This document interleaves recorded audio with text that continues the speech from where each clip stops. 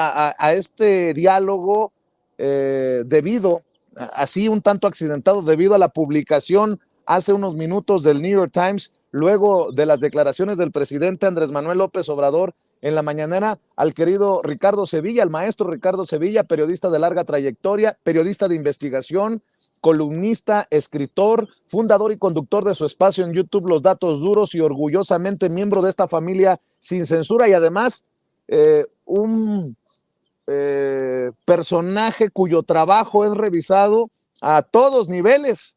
Lo confirma el presidente Andrés Manuel López Obrador en la mañanera con esta entrevista que le hace la periodista rusa. Mi querido Toño, te saludo con mucho gusto. Ricardo, ¿cómo ves esto que está publicando el New York Times?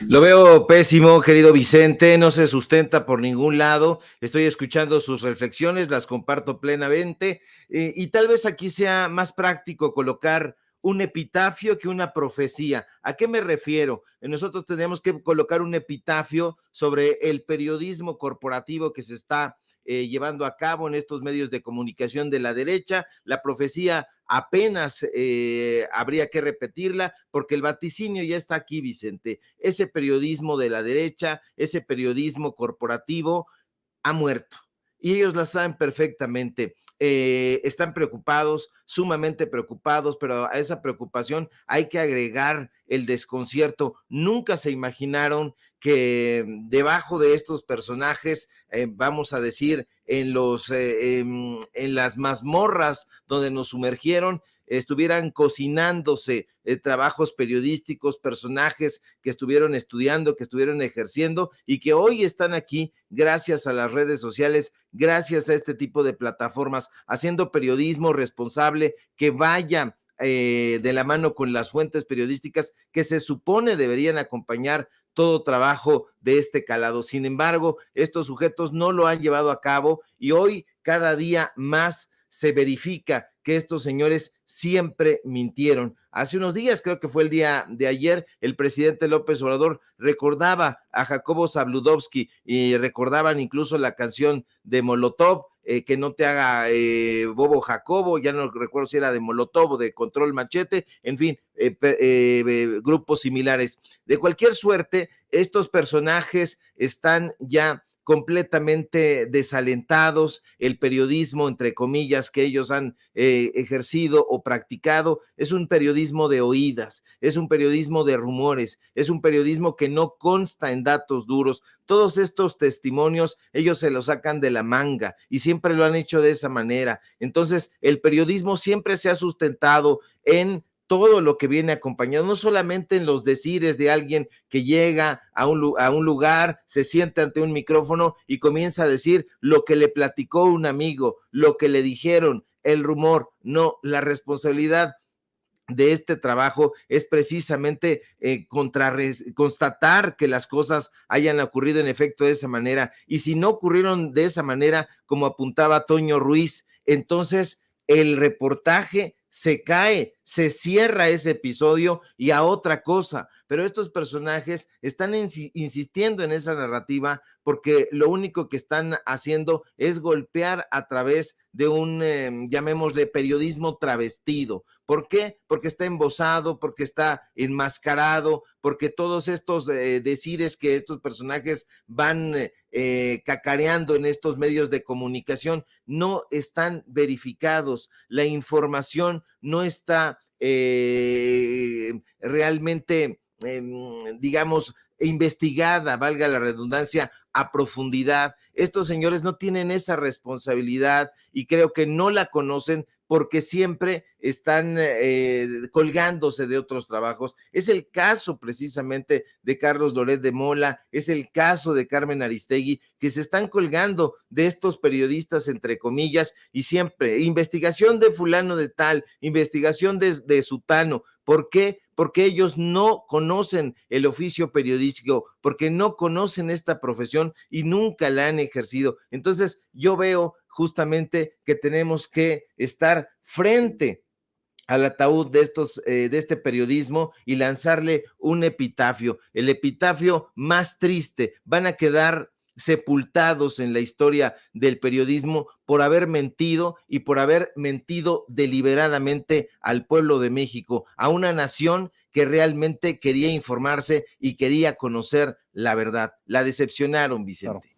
A ver, déjame rescatar un poco más de detalles antes de entrar a lo que tenemos en agenda, Ricardo, porque pues si lo plantea el New York Times como noticia de último minuto, vamos a darle ese tratamiento. Toño, por cierto, si vas recogiendo otros detalles, porque tú tienes la oportunidad también de leer lo que ha publicado el New York Times, por favor, ayúdanos con esos detalles que vayas recogiendo. Lo que yo leo es que la investigación presuntamente examinó acusaciones de posibles vínculos entre narcotraficantes y personas cercanas a AMLO mientras gobernaba ya el país.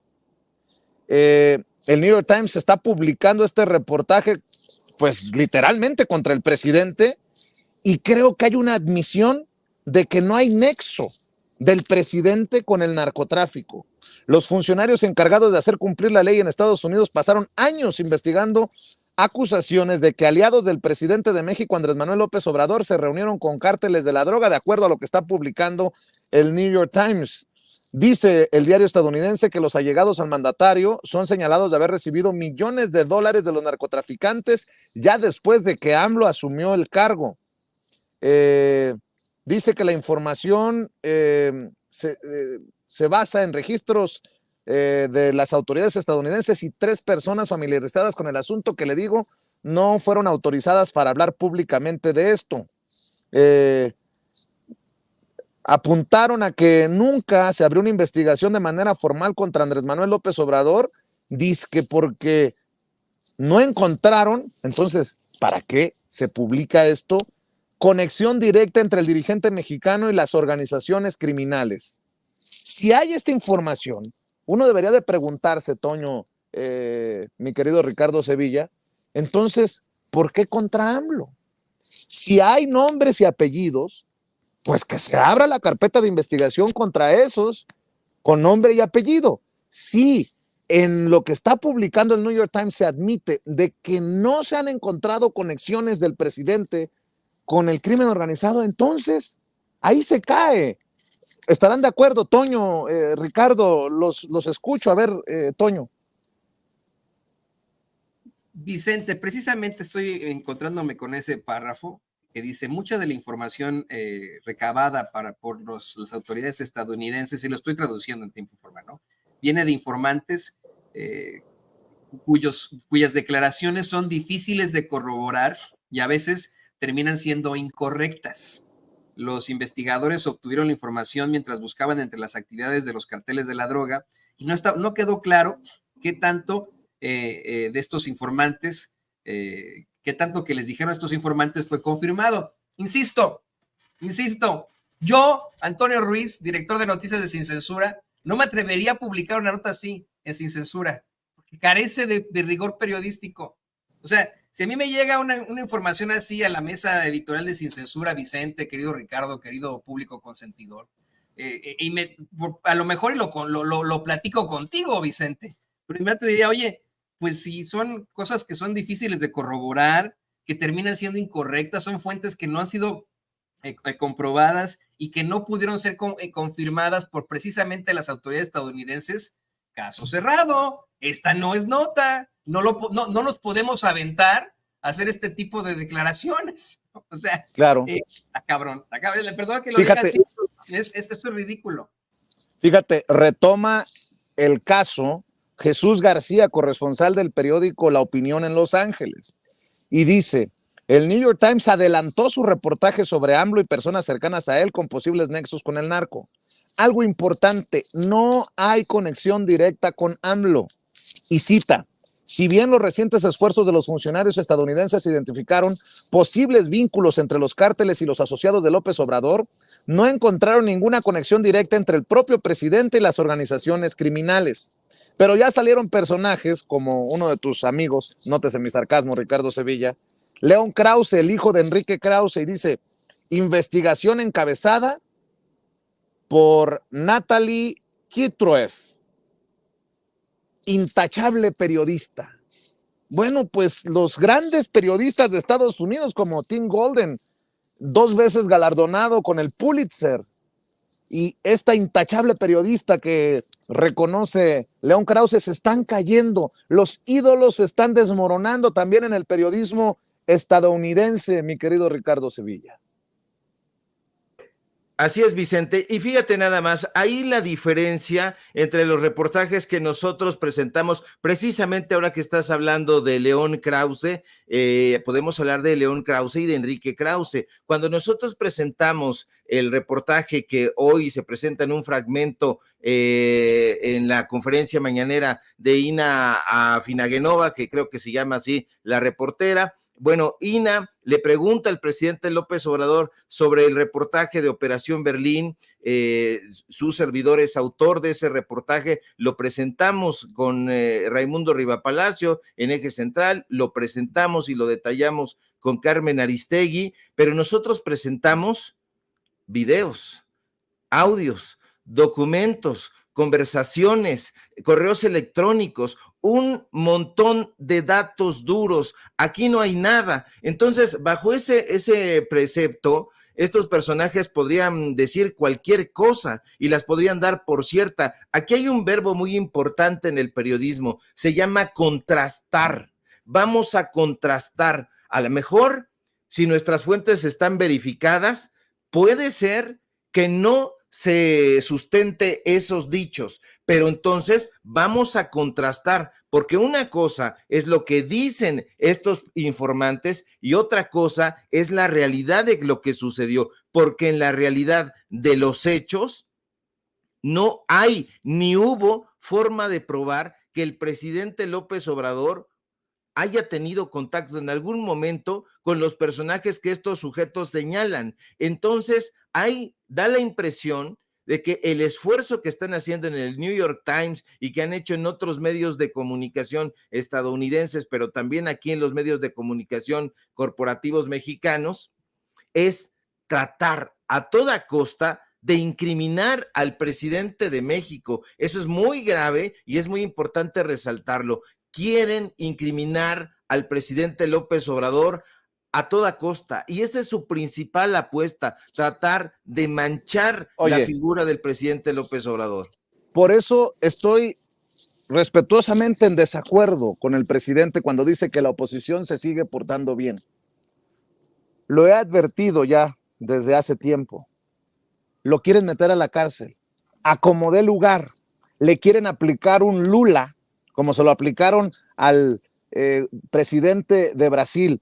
Te voy a decir porque, mira nada más, Manuel Cloutier, uno de estos personajes retomados por los panistas, ¿podría ser AMLO el primer presidente de México en pisar la cárcel? ¿Usted qué cree? Ahí está la campaña, Ricardo. Ahí está la campaña y el intento del New York Times de desestabilizar. Y además no sería algo nuevo que el New York Times meta la mano.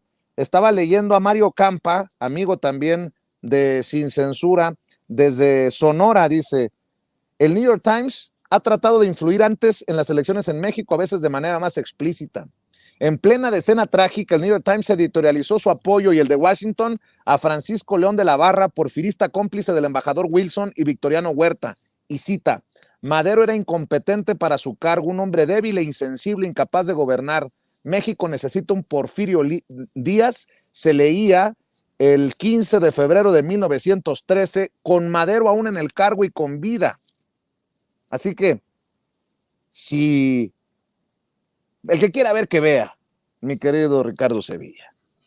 Sí, ahí está esa campaña que en efecto no es solamente una campaña de descrédito, ya estos personajes de la derecha han padecido lo que ha significado este gobierno de la Cuarta Transformación y que ha significado la austeridad republicana, porque podemos tener varios puntos que criticar, que señalar, pero en términos generales la Cuarta Transformación ha sido un gobierno histórico, un gobierno que ha cumplido cada uno de los preceptos que se había formulado. Cada una de las propuestas que había lanzado las ha cumplido, y diría yo que incluso las ha superado. En términos generales, la oposición ha estado enardecida y al margen. Tenían el picaporte directamente abierto hacia Los Pinos.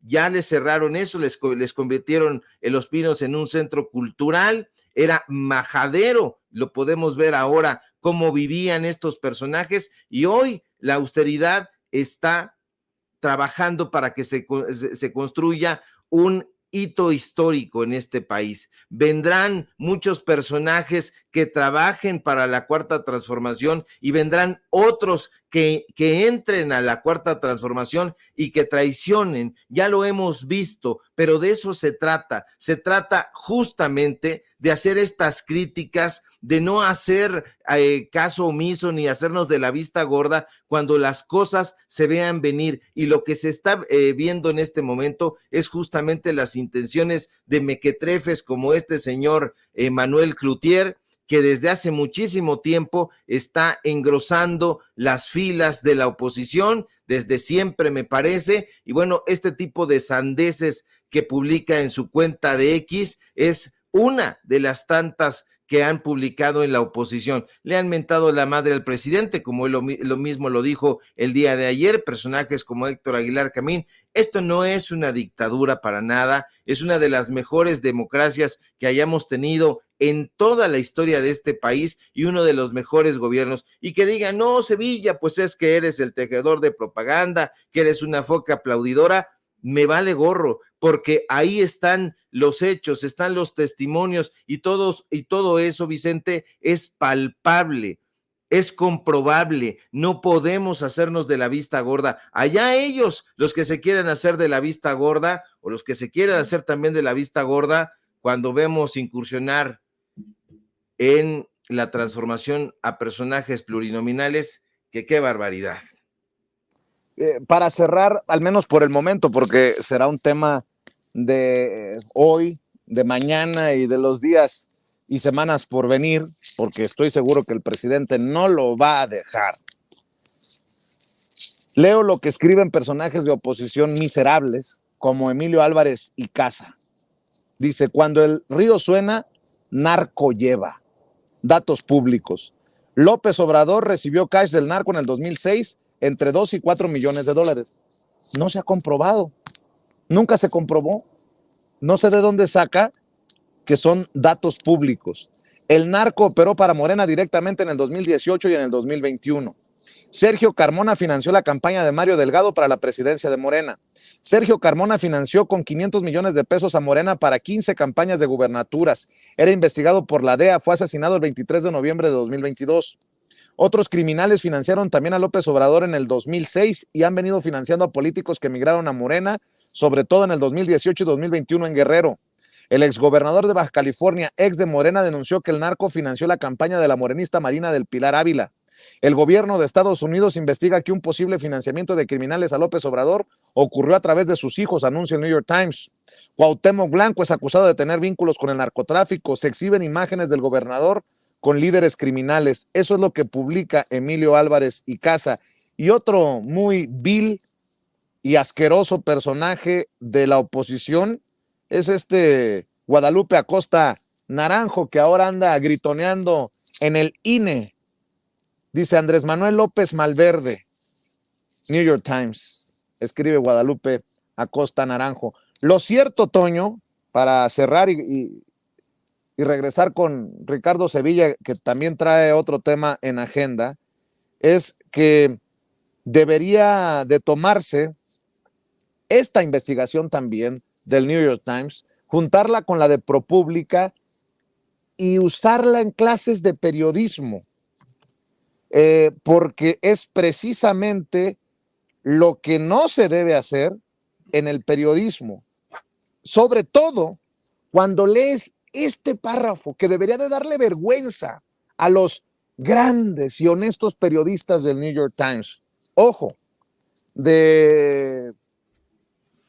como dice Carlos Pérez Ricard, del primer semestre de periodismo. Y sí, da mucha vergüenza que desde el New York Times hayan publicado mucha de la información recogida por autoridades estadounidenses, viene de informantes cuyos datos son difíciles de corroborar y en algunas ocasiones terminaron siendo incorrectos. Los investigadores obtuvieron la información mientras revisaban las actividades de los cárteles de la droga y no está claro cuánta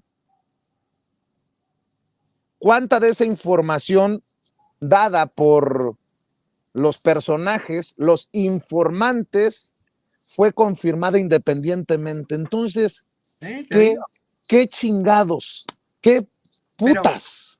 Pero fíjate, Vicente, y así como lo adelantaba hoy en la mañana el presidente López Obrador ante las preguntas de Natalie Gitroif, aún así, a pesar de estas aclaraciones previas, se lanzaron con acusaciones que no pueden sustentar. Hay otra parte en este artículo infame en la que se habla de cómo es que un informante de estos informantes que nunca se pudieron corroborar dijo que a uno de los principales allegados del presidente López Obrador se había reunido con Ismael Zambada García, ¿no? Por ejemplo, después de la elección en 2018, que otro habría pagado 4 millones a dos, ¿cómo se dice? Aliados del presidente López Obrador, buscando que los sacaran de prisión, ¿no? Imagínate. Pero esto solamente con habladas de estos informantes que ellos mismos en el artículo advierten no pueden comprobar. Y hay otro, dice, investigators obtain information from a third source, una tercera fuente. Los investigadores obtuvieron información de una tercera fuente, sugiriendo que los carteles de la droga, estaban en posesión de videos de los hijos del presidente obtuviendo dinero de la droga, según los archivos que ellos tienen, ¿no? Insisto, son puras habladas, son circunstancias que no se pueden comprar, pero para nada con el rigor periodístico. Lo único que ponen ahí es que efectivamente el señor López Obrador negó todas las acusaciones hechas por los informantes, pero continúan con esto y meten el caso más infame de todos, del que nos tendremos que burlar todos los mexicanos, ¿no?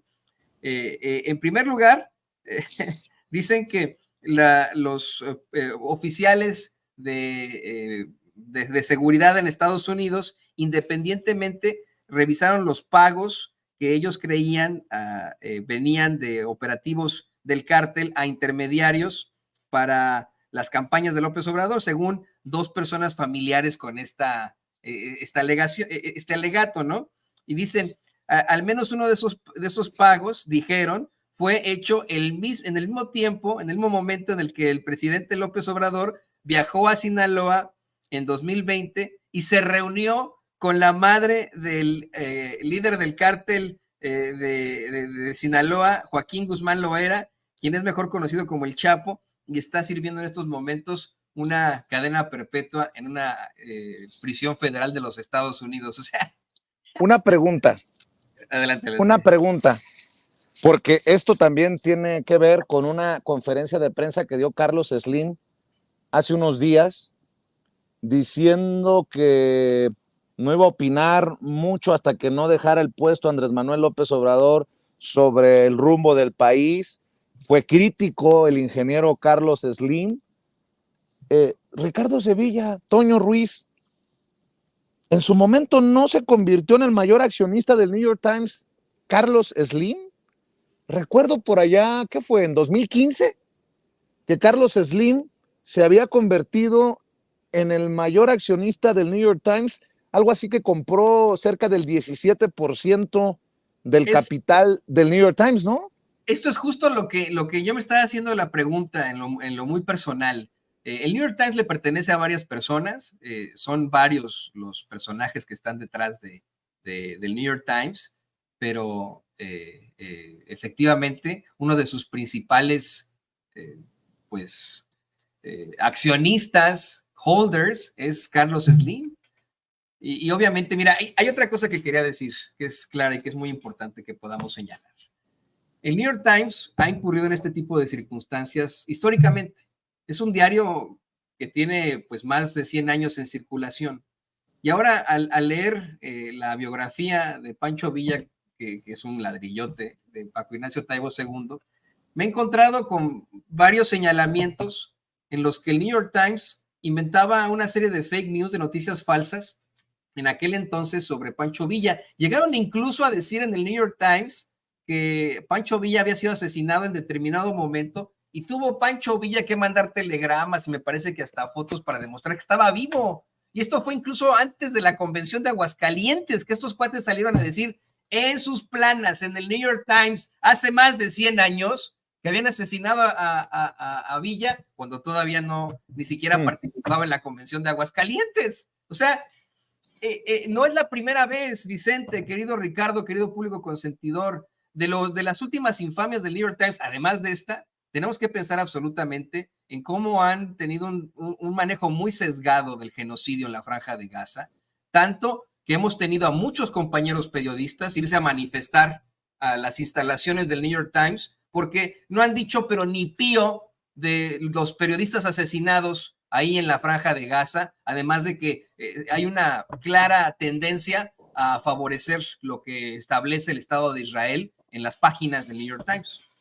Nada más para también meterle más elementos a este diálogo, fíjense nada más la diferencia de casos, ¿no?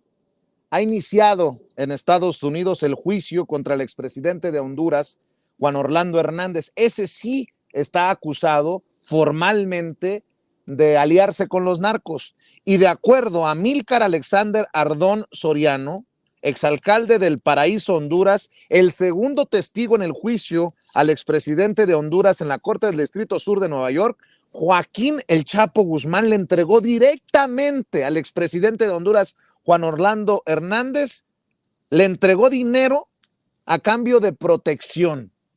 Díganme quién, así, con nombre y apellido, ha dicho, le entregó el Chapo dinero directamente a AMLO. Lo que nos quieren, o sea, parece chiste, pero no, Ricardo Sevilla. Esto de la foto y el saludo a la mamá, como bien dice mi amigo Charlie a la distancia, ¿qué creen?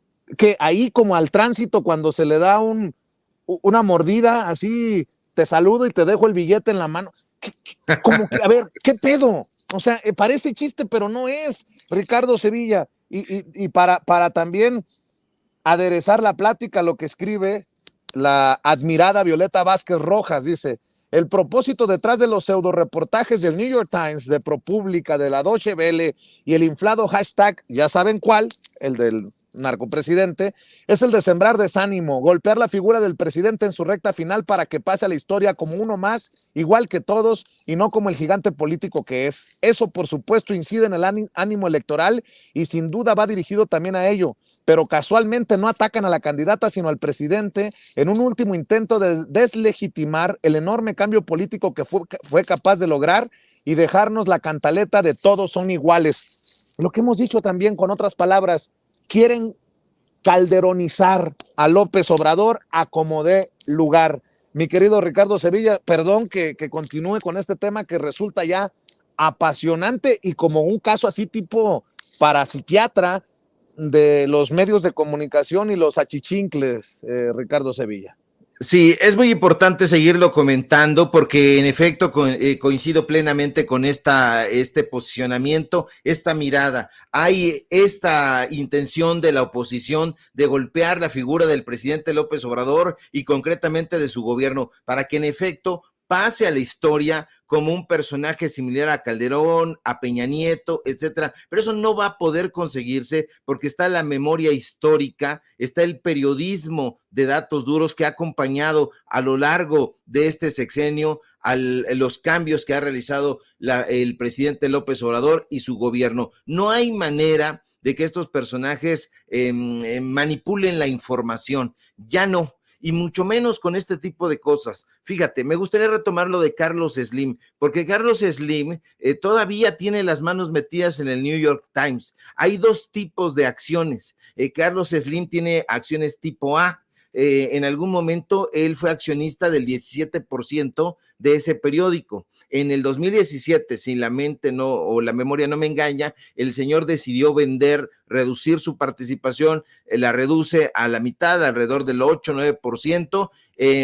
Sin embargo, dicen que él no tiene posibilidades de dirigir digamos, la parte editorial. Sin embargo, por congruencia, el señor Carlos Slim, por la amistad que dice tener con el presidente López Obrador, al ver este tipo de cosas, tendría que tener un posicionamiento. Yo me pregunto, ¿por qué Carlos Slim no quiere hablar en este momento sobre el trabajo que ha realizado el presidente López Obrador? ¿Por qué se tiene que esperar a que termine el sexenio? ¿Por qué demonios? ¿Acaso tiene que hacerle una crítica que en este momento no sería capaz de hacerla? ¿Por qué? Porque tiene intereses también que preservar. Yo no me fío y nunca me he fiado ni me fiaré jamás de Carlos Slim. Lo digo con todas sus letras. Ahí disiento también con el presidente López Obrador. Creo que Carlos Slim no es ni remotamente un personaje confiable. Es un sujeto que se quedó con Teléfonos de México cuando así se llamaba y ahora creó ese engendro inoperante que ahora es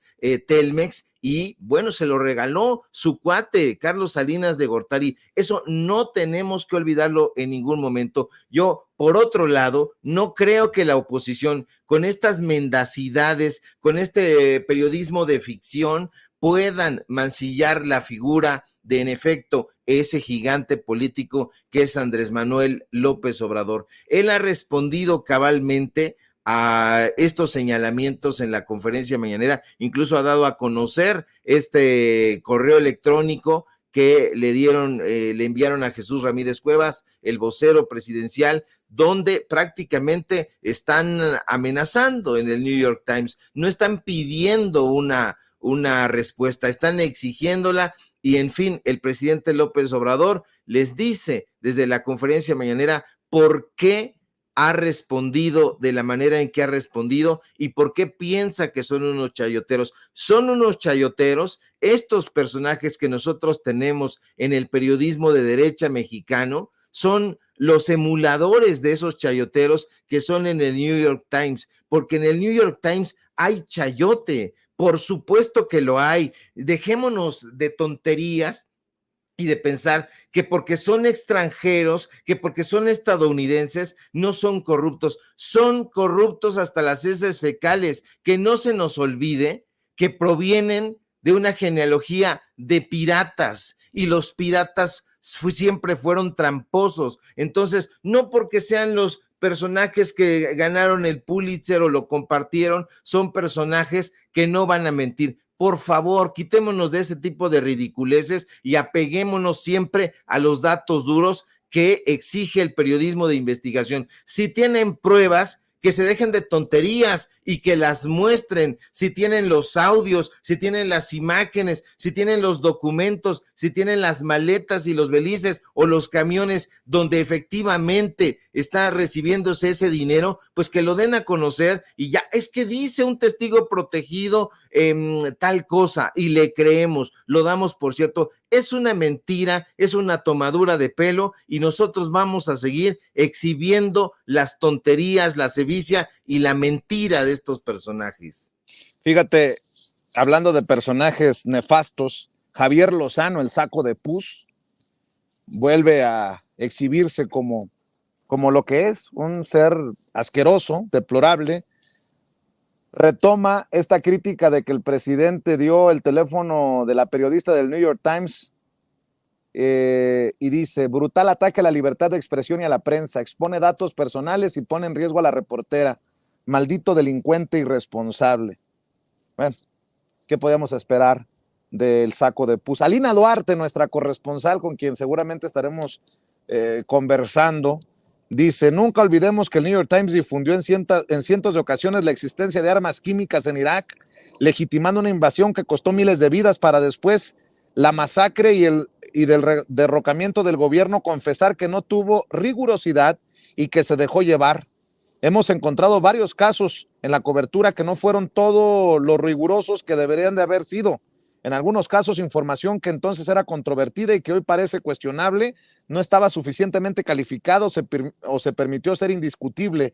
Mirando hacia atrás, desearíamos haber sido más agresivos al reexaminar las afirmaciones a medida que surgieron nuevas pruebas o no surgieron. Fue lo que publicó el New York Times el 26 de mayo del 2004. Qué bueno que lo publica en redes sociales Alina Duarte, porque así solitos ya podemos tener elementos para desconfiar. El propio, imagínense, Gibran Ramírez, este personaje que aparece en las listas de Movimiento Ciudadano al chapulinear de Morena, del Movimiento de Transformación al movimiento borracho, perdón, al movimiento naranja, dice el New York Times desautoriza su propio reportaje y creo que lo acaba de borrar, que me confirmen por favor si acaba de borrar este tweet Gibran Ramírez, a ver si Toño me puede ayudar a confirmar esto de que, porque me aparece en estos momentos que lo estoy leyendo como un post que ha sido borrado. El New York Times desautoriza su propio reportaje antes de publicarlo. ¿Tiene algo que ver Carlos Slim, uno de los principales contratistas del gobierno, sea el principal accionista del diario? Bueno, eso lo sabremos cuando examinemos cómo se construyó la historia después de que lo publiquen. Confírmame, Toño. No está ya, no lo veo yo en sus redes. Lo borró. Válgame Dios. Pues siguen surgiendo detalles, siguen surgiendo expresiones, y bueno, así como estas, aunque los borren, benditas y malditas redes sociales, Ricardo Sevilla. Es un sacatón este señor Gibran Ramírez Reyes, que ahora forma parte del movimiento Fosfo, y bueno, pues es una taradez. Evidentemente dijo, híjole, me salió ahí del corazón, vamos a publicarlo, pero ya lo regañaron porque ahora ya no se conduce solo, ahora ya tiene que pensar en lo que pudiera ordenar Dante Delgado, porque acuérdate que es de los consentidos de Movimiento Ciudadano, ya está chocado puñito ahí con Samuel Ruiz y toda la cosa, ya es amigo de piquete de ombligo de Sandra Cuevas. En fin, este personaje no tiene dignidad, como dignidad tampoco tienen aquellos personajes que han salido en las listas, Vicente, en la lista de plurinominales, y creo que es un tema que hay que abordar, así que si me lo permites, hay que entrarle, porque ayer yo estuve viendo con muchísimo interés y posteriormente con muchísima preocupación estas listas de diputados y senadores plurinominales de Morena. Hay que hablar fuerte, porque hay aciertos y hay errores, graves errores. Y es que, como mucha gente sabe, el partido Morena decidió seleccionar el día de ayer a sus representantes legislativos a través de una tómbola. En una transmisión en vivo, el dirigente de Morena, el polémico y cuestionado Mario Delgado, encabezó ese evento donde fueron seleccionados las y los candidatos que ocuparán esos cargos plurinominales en la Cámara de Diputados y en el Senado de la República. En el sorteo morenista, a lo mejor usted ya lo sabe a esta hora, resultaron seleccionados personajes como Rafael Barajas el Fisgón, como Jesús Ramírez Cuevas, vocero presidencial, y como Gerardo Fernández Noroña. Mire, Jesús llegará a la Cámara de Diputados y el Fisgón y Noroña al Senado de la República. Lamentablemente, de inmediato han aflorado sus críticos, pero más que argumentos, Vicente, han cundido descalificaciones y la animadversión. Sospecho que la mayoría de estos fustigadores pagados, bots, desconocen la estructura legislativa e ignoran cómo se trabaja en ambas cámaras. Y sería ocioso, francamente, explicarles, por ejemplo, que el Senado es el cuerpo que simboliza la soberanía que originalmente surgió de la unión entre las entidades federativas y que por lo mismo tiene la misión de equilibrar la representación que emana de la elección de diputados a la Cámara Baja. En fin, no han leído, creo que a Carlos Monsiváis, yo estaba leyéndolo hace rato para comentar justamente esto aquí en estos dos tomos que tengo aquí de Monsiváis. En fin, decírselos les entraría, Vicente, por un lado y les saldría por el otro. Lo cierto es que tanto Jesús como Rafael, como Gerardo Fernández Noroña, tienen las suficientes facultades políticas, intelectuales para abrazar esas responsabilidades. Ahora bien, no creo que ni Gerardo, ni Rafael, ni Jesús intentarán lo imposible, que sería en una legislatura cubrir varios sexenios de retrocesos y problemas irresolubles. Creo que tendrán papel destacadísimo, que lo harán muy bien, pero, porque siempre hay un pero, en el listado de senadores plurinominales aparecen los nombres de Adán Augusto López Hernández, de Antares Vázquez Alatorre, de Citlali Hernández. Ahí me parece que las cosas están bien, que los tres perfiles han destacado en la lucha por la transformación, en la congruencia con la que se han llevado o se han defendido los postulados inherentes al movimiento de la 4T. Lo que ya me parece no tan fácil de digerir es que aparezcan los nombres de Ricardo Monreal, de Malú Mitchell, de Olga Sánchez Cordero,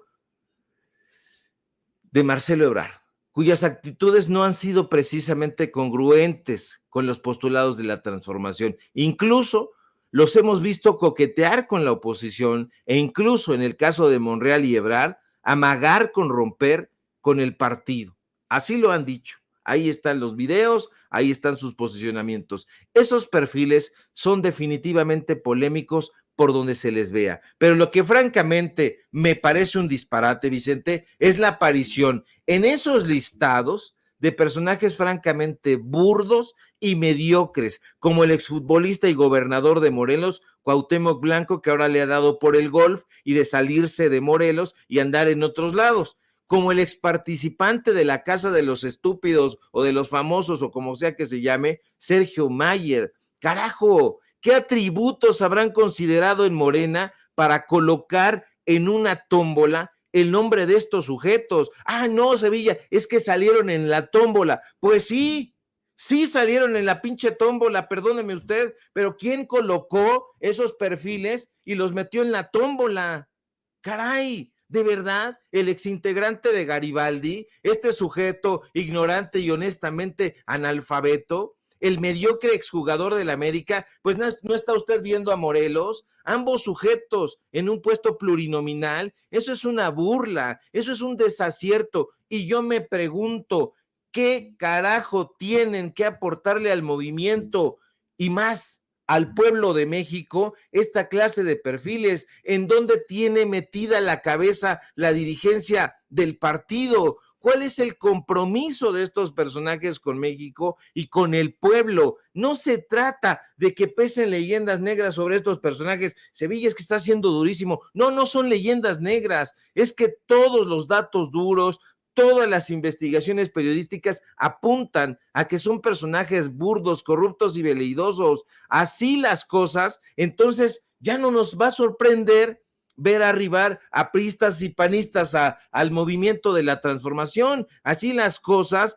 ya no sorprende ver al Bigotes de Bagre, ni a Sandra Cuevas, ni a Claudia Ruiz Massieu en Movimiento Ciudadano. Entonces, ¿qué? Ya cualquier personaje, por más corrupto y por más incongruente que sea, puede cambiar de partido político y de ideología como quien cambia de calzones y de calcetines apestosos. Yo me niego, Vicente, a pensar que las cosas sigan ese derrotero. Yo estoy escuchando a las bases de Morena muy decepcionadas. Tienen que hacer cambios y ajustes y mejorías en la elección de los perfiles en Morena, porque, insisto, la culpa no es de la tómbola. En efecto, caray, no es, pero sí de quienes colocan los nombres de quienes participarán en ese ejercicio. No se trata, desde mi punto de vista, de ganar a toda costa, sino de transformar. Y no se puede, créame usted, transformar con personajes corruptos disfrazados de transformadores. No se puede, Vicente. Pues, ¿qué te digo, mi querido Ricardo Sevilla? Nada más por no dejar que nos muestre, por ejemplo, don David, alguno de los 3 extractos que tengo por ahí de aquella entrevista, o una de las entrevistas que le realizamos a Sergio Mayer. Si tiene el último, don David, el último extracto, yo me preguntaría, si llega Sergio Mayer a la Cámara de Diputados, ¿apoyará las iniciativas de reformas constitucionales que ha planteado el presidente Andrés Manuel López Obrador, o me va a decir desde la tribuna que él no está a favor de, como decía en su momento, de violar la Constitución? Porque eso era lo que yo decía. Está dando un lilitellazo Sergio Mayer. Es más, llamaba radicales a los seguidores de Sin Censura. Pues sí, necesitamos una transformación radical de la política. Imagínense que regrese a ser presidente de la Comisión de Cultura en la Cámara de Diputados. Esto es, a ver, échalo, David. Pues no le saque, si está en contra del presidente, en este caso en particular, ¿por qué tenerle miedo a Pero estar ¿por qué dices que le saco? Te estoy siendo abierto. ¿A qué le saco? Te estoy dando mi postura y estoy diciendo que estoy en contra de una postura que viole la Constitución. ¿A qué te refieres con que le saco a qué? ¿A qué le saco? Escúcheme, no sé. A ver, te escucho. Dice usted que no está en contra del presidente. Pues sí, asúmase como en contra del presidente porque tiene una... No te equivoques. No quieras contraponerme con el presidente. Estoy en contra del presidente. Hay una gran diferencia. Yo estoy a favor de la cuarta transformación, definitivamente, pero estoy en contra de ciertos temas que definitivamente tienen que ver en la toma de decisiones. Hay una gran diferencia, no te equivoques. Tú lo que quieres es contraponerme y confrontarme con el presidente, y no va por ahí. Yo voy a ser firme en mis posturas, y te voy a decir una cosa, y hay una gran diferencia. Quizá voy a dejar de ser representante popular en unos días, pero sigo siendo una voz popular, porque la gente en mi distrito, en las alcaldías, y no solamente en mi distrito, sino en todos lados donde voy, tengo el respaldo, el apoyo de la gente que me sigue dando el apoyo y voy a seguir trabajando. Yo no necesito ser legislador para levantar la voz. Yo no necesito tener una curul como muchos para poder ser notado. Yo no. Yo tengo una voz y voy a seguir usándola porque tengo una agenda legislativa que, aunque no sea el legislador, la voy a seguir apoyando y trabajando, que tiene que ver con los derechos de los niños, con el medio ambiente, con la cultura, que tiene que ver también con la discriminación, acabar con la discriminación, acabar con la violencia de género.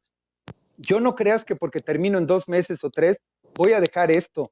Yo voy a continuar. Esto es una pequeña pausa para mí y tengo mucho por delante en la política.